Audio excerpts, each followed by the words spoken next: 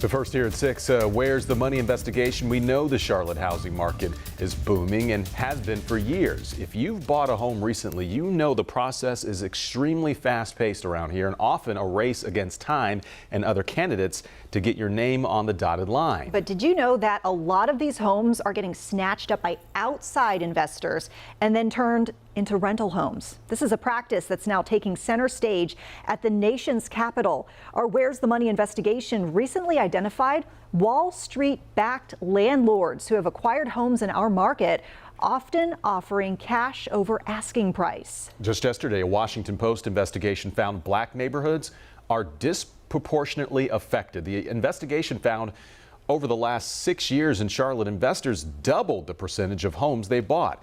In Northwest Charlotte's 28214 zip code, more than half of all home sales went to these rental companies instead of individual buyers. Our Nate Morabito tells us after his original report 2 weeks ago, a top Senate committee held hearings on this very issue. There's a growing call for more oversight of corporate landlords, which include single-family rental companies. Companies we found acquired at least 4,100 homes, condos, and townhouses over a 12-month period.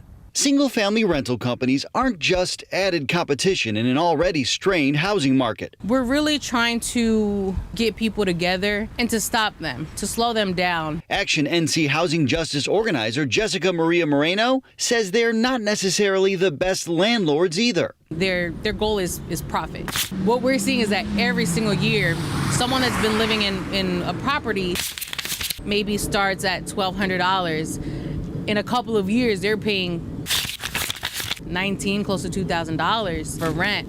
We're all human beings, and we all deserve dignified housing. Just last week, the Senate Committee on Banking, Housing, and Urban Affairs heard institutional landlord horror stories from across the country. These landlords tend to not have a lot of empathy for tenants, including from people who say their rents keep going up. She said, we have to please the investors. My family and I deserve to live in a home that is safe and clean. A Charlotte Journalism Collaborative analysis of home sales in 5 area counties found 5% of all homes acquired over the course of a year went to companies that do single-family rentals, sometimes shortened to SFR. There has to be some oversight. While advocates like Moreno want the government to step in, National Rental Home Council Executive Director David Howard argues the small number of institutional owners in the Charlotte market are not impacting home prices, rental rates, or competition.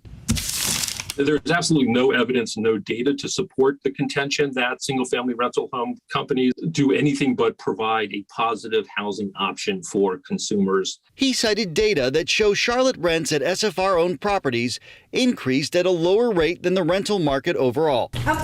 Miraja Gatone and her dog live in this Gastonia rental home. I love it. She signed a year lease with one of the area's largest SFR companies for roughly $1,700 a month. Because my experience has been the best as a renter. And tells us she has no complaints.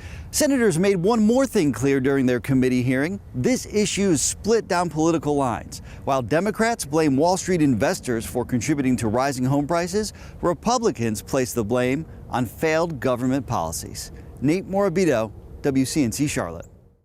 So now that we've shared all that, you might be wondering what you can do if you're trying to buy a home and you want an edge over an investor.